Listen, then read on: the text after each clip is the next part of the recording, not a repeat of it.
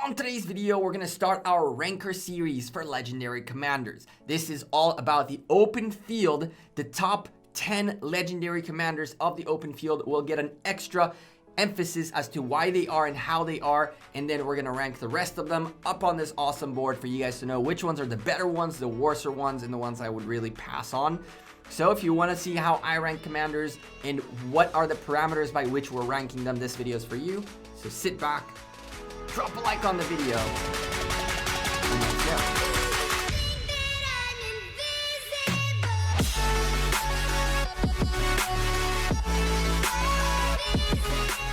Hey there YouTube, welcome back to Gekko Gaming. Today we start our ranker series with open field and legendary commanders. Before we start though, I'm a sponsored content creator by Rise of Kingdoms. If you enjoy the content, consider subscribing to the channel down below and hitting the bell to get a notification every time we upload a new Rise of Kingdoms video, which happens every single day with the exception of Wednesdays and Saturdays when we stream 4 p.m. UTC. So a lot of you have asked me to focus more on commanders, to go back to the commanders, individual commanders, ranker series and all that. So we're starting off by ranking the legendary commanders on the open field. We're going to emphasize more which ones are the top 10 better ones and why that is. There's no particular order in which this was made, but we're also going to show all of them on this, but not go in depth as to why each and every one of them made it where it made it. We will emphasize though why the top 10 are what they are. Now, there are a few parameters that I looked through. The first one is, when is this commander available? It's important for you guys to know which ones are the top 10 open field commanders for you to be able to progress through the game and unlock them as you're progressing so you can continually have the best open field presence. And not only like, oh, the best rally out there is a Takeda, so wait until 310 days in the game for you to start getting the best rally commanders. No, it doesn't work like that. We're not going to go that way.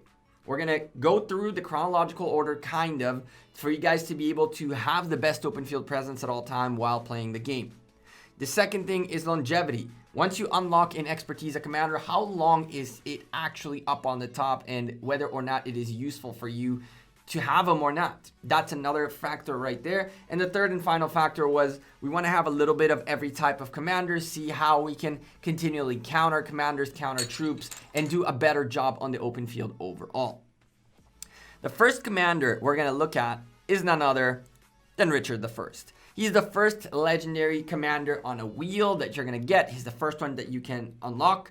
He was by far the best legendary commander in the game until Yi Song-Ye took its spot. For a long time, every single content creator would have told you this is your guy. The reason this is your guy is pretty much two words: tanky, healer. He's one of the tankiest commanders in this game. He's one of the tankiest healers in this game. And the fact that he sustains so much damage is so amazingly useful for open field fights. When you have someone like Sun Tzu with a tanky march, when you have someone like Charles Martel who is out there to do a little bit of damage and take tons of counter damage.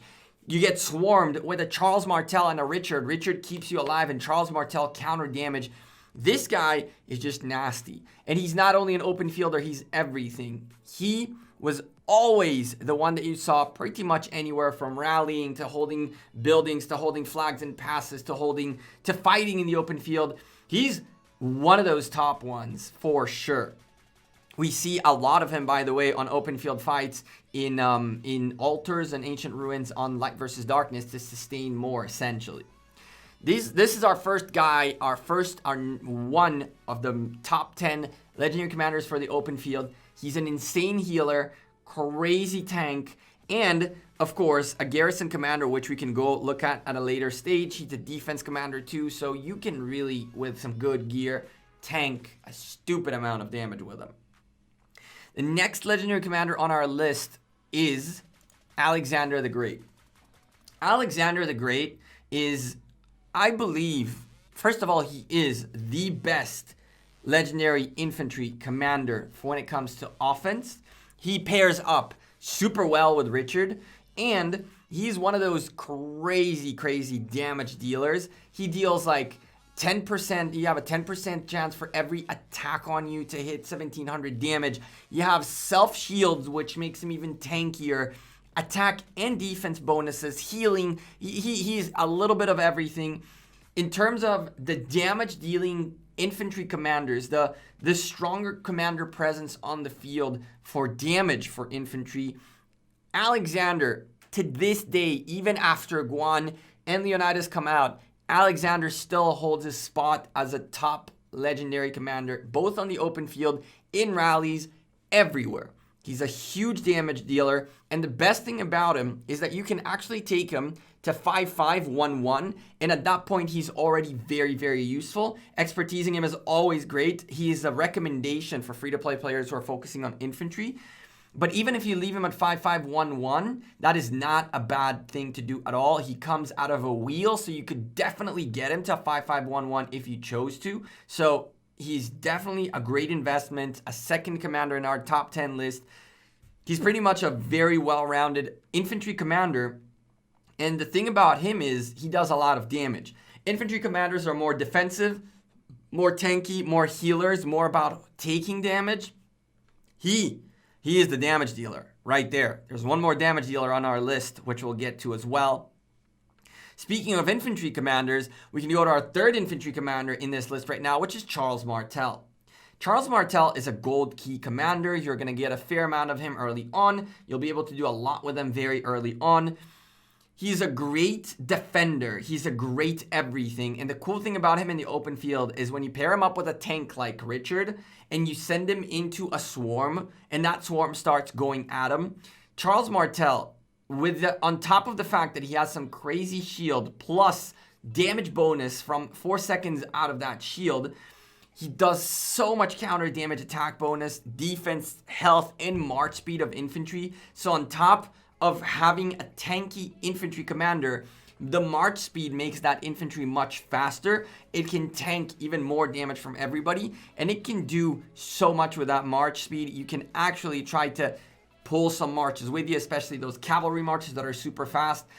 He is, I think that out of the early commanders, he's one of the better ones to get out of gold keys. He is a great defender in the later stage of the game. Definitely a top 10 in my opinion for open field as well as in general. But yeah, these are the infantry guys we've looked at early on. Our next one is the number 1 legendary commander in the game. Period. Nobody pairs to the king of AoE. This man is unbelievable. If it's for garrison, open field, you want to put him as a secondary into a march, send him into a swarm of people, and he hits 5 targets with crazy damage all the time. Add to that the massive damage, the AoE, he does a rage regeneration, plus he has a skill tree which rage regenerates even further. He is just unbelievably unstoppable. Attack boosts of up to 100% for archers, skill damage bonuses of up to 50%. He is just the best legendary commander in the game. He's fantastic on the open field. He gets swarmed on the open field to get rid of him. If you see that on the open field, that's the first thing you go after because you know that it's going to get so much damage out of just the AoE that you really want to get rid of it as quickly as possible because every single moment it's on the open field, that's time that you're getting wrecked by him. The best legendary commander in the game, the best one to expertise first, and of course, a top 10 on the open field. Our next boy is Saladin. Saladin is the mightiest governor commander of the second generation of cavalry commanders. After we're done with Yi Song-ye comes Saladin. And Saladin, the reason he is in my list is, first of all, at a 5-5-5-1, he's a great commander. So you can expertise him, quote unquote, get him to 90% of its utility with 380 sculptures. He is the counter to Richard. Him being the counter to Richard means that he decreases healing bonuses. He has a decent amount of damage. His healing effect reductions are great to counter Richard. He also has crazy good stats for cavalry, defense attack, and march speed to make him even quicker. And he still reduces skill damage taken, counterattack damage taken. He is what the cavalry really, really need as a debuffer to help them get through the infantry shield, which is those 3 big boys that I showed you. Up until him coming out, infantry ruled the world with Richard and Charles Martel. The infantry's really, really ruled the world. And it got better thanks to Saladin. Saladin at a 5551, a great commander, and then you can go focus on the next cavalry commander who's also on this list, but he's going to come up a bit later. Saladin, our number 5 on the top 10 on the open field. Our next commander being Takeda is kind of the same deal. Takeda can be 5551 very easy and used at a very good level. However, when you want to maximize that Atel Takeda rally eventually, right, you have to have this Takeda expertise. But Takeda at this stage has normal attack damage of up to 80%. On top of the 80% extra normal damage that he does, he has a first skill that debuffs like crazy, and then his third skill can be chained with the first one. Essentially, the first skill going Takeda has debuffs an enemy single target for 4 seconds. Each time this target receives a normal attack, it has a 50% chance to gain extra 50% normal attack damage. And that can only happen every 2 seconds. But while you're waiting those 2 seconds, for 4 seconds after the first skill is triggered, the third one is triggered, where it heals a portion of slightly wounded troops all the way up to 150 healing factor for 4 seconds. And on top of that, when the army is led by this commander contains only cavalry, it increases its defense up to 40%. So listen, this commander is by far one of the better ones when it comes to doing damage and then defending yourself. Doing damage and then defending yourself. He has such a great set of, unfortunately in terms of talent trees and whatnot, he's not that good. He's a mobility commander, he's a versatility commander, cavalry commander. But when it comes to buffs and debuffs, he's amazing. Cavalry attack, march speed, and march speed that's not for cavalry only, by the way, which is really, really, really nice. Debuffs everything. It debuffs on damage taken, skill, normal, counter. He does that all. He's great for the open field. At a 5551, you can actually pair him with a Saladin 5551, and with 760 sculptures, you have a very, very strong 2 legendary commander march for cavalry. So that's a good one to keep your eye on. Our next commander on the list is Ethelfled. Now, Ethelfled is the free-to-play, easy peasy to expertise commander. All you got to do is get through expeditions. Once you do, you start getting chests of her, and you'll expertise her with imminently. It'll eventually happen. She is by far the best free-to-play legendary commander. The best free-to-play legendary commander. Why? Yes, Hisonge is fantastic, but her you'll expertise for free. She does a stupid amount of debuffs, both for attack, defense, and health. She's one of those rare commanders that debuffs health. Very, very rare to see that in the game. It's why she's so good. She does some counter damage reductions as well. Cavalry march speed and regular march speed all the way up to 30 and 50%. 50 and 30%. Cavalry get 50, regular march speed get 30. She's very useful at 5511. So as soon as you get her to 5511, you can start using her in the open field. You can unlock her. You can get her all the way to level 60 and then keep working on her skills. At 5511, she is nasty and she's going to do crazy work for you. And you can get there fairly easily and fairly quickly, even as a free-to-play, as a low spender, as everything. Everybody gets her in the same way. So the only difference is the higher your commanders are and your troops are, the quicker you can get through expedition and then the quicker you can get her. That's pretty much the difference on how to get her. Our next commander on the list is the complete polar opposite of her. It's the pay-to-win only commander, Minamoto. Now, Minamoto, the reason he's on this list is that if you're someone who spends money in the game, you can get him on day 1. And you can very easily expertise him so long as your VIP goes up accordingly. And honestly, early game, he's nasty. Mid game, he's decent. Late game, he's useful too. So he's a great commander that you can from day 1 really get a huge advantage if you spend enough money on him. He's very cheap to start off. It's, I believe, $1 to get him and then a couple of bucks to get him up to like first two numbers on his first skill. I think that his first skill overall is like $8. And that's when he starts doing a lot of damage. If you're a spender, he's a very, very good early game commander. Does good amounts of damage. 10% chance to deal 30% more damage. A cavalry and a skill tree, which means he's a rage regenerator, which means he's going to be proccing more skills and doing more damage. A fantastic commander on the open field. Even in the late game, you see a few Minamotos out there. But when it comes to cavalry, our one to last legendary commander on the top 10 is Genghis Khan. Genghis Khan was the partner of Saladin. He comes in a wheel when Saladin comes out in the Mightiest Governor.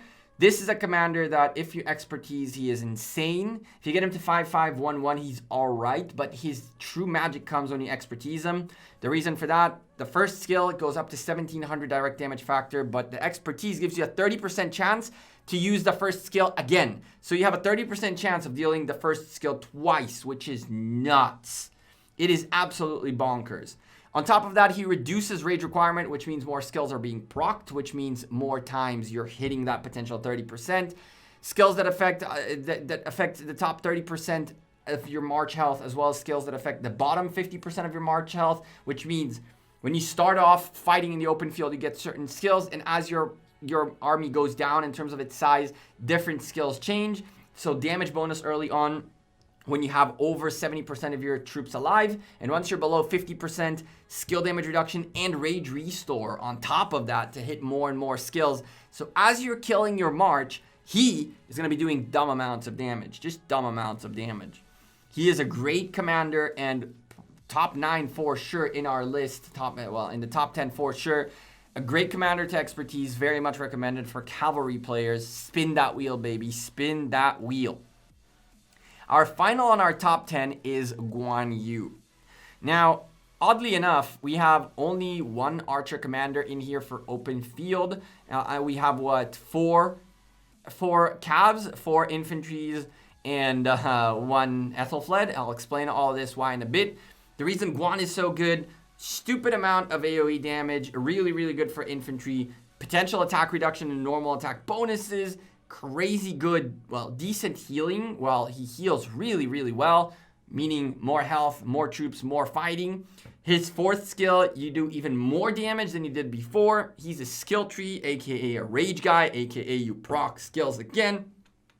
He has a great AoE, as I mentioned earlier, and he pairs so well with Alexander, who, if you're looking at the top infantry commanders, when it comes to damage, when it comes to a pair of a very strong commanders, Alexander and Guan Yu, Guan Alexander rallies, Guan Alexander marches do a great amount of damage, a really, really stupid amount of damage, especially because of the skill tree right there. He can just proc more and more. He pairs up awesome with any of these commanders that you saw here that are infantry. He could pair with Ethelfled, I guess, maybe. Overall, these are the top 10, in my opinion, on the open field. Many reasons why you would use them and why you would consider expertising them for the open field. Let's open up the rest of our list on the table, and I want to emphasize on a couple of things before we wrap this up. Open field fights more often than not require surviving long enough to do a lot of damage. Infantry excel at that tremendously. Cavalry excel at moving fast and hitting targets and getting away from infantry pretty much. Archers get the shorter end of the stick of all of this. It's why we have Edward way at the bottom at all right with Artemisia for the open field. They're preferable for rallies and garrison. Archers do good when it comes to El Cid, when it comes to Tamaris, and Ramsey's kind of doing okay on the open field. Ramsey's a 3rd generation archer commander, is a bit of a tankier archer commander. El Cid with the march speed makes those marches move a little quicker and potentially get a little bit away from cavalry, definitely get closer to infantry and things like that. There are a couple of other commanders that we could mention in here that are good on the open field. Attila with Takeda is amazing on the open field, but Attila by himself is all right on the open field. He's not that great. Constantine on the open field is definitely a strong pick, but I had way too many infantries up on the top 10, and so we had to bring him down a little bit. Honestly, Hannibal is really great on the open field. You guys sleeping on Hannibal if you think Hannibal's way down here. Hannibal is a great debuffer, and at the end of the day, you need those debuffers. An Ethelfled Hannibal march on the open field is super dangerous, especially if you know how to focus the correct marches and have your marches hitting something that's getting debuffed by these guys. It's why he's up here at the good department. If we take a look at the pass list, there's nothing really to talk about it. It's Gatherers, Wu Zetian, who's a garrison commander only, and Charlemagne, who I don't even know who uses Charlemagne at this point. There are some people who do. I don't see any reason on earth to spend a sculpture on him. In terms of the all rights, again, Caesar and Frederick. Frederick is quite alright as a rally leader early game, but then he kind of drops off. Caesar is great in terms of garrison, but not on the open field that much. Same goes for Artemisia. She's decent on the open field. I've seen Artemisia Ramses do quite well, but I would honestly stick with a Ramses, Tamaris, Ramses, El Cid, or something of that sort over an Artemisia on the open field personally.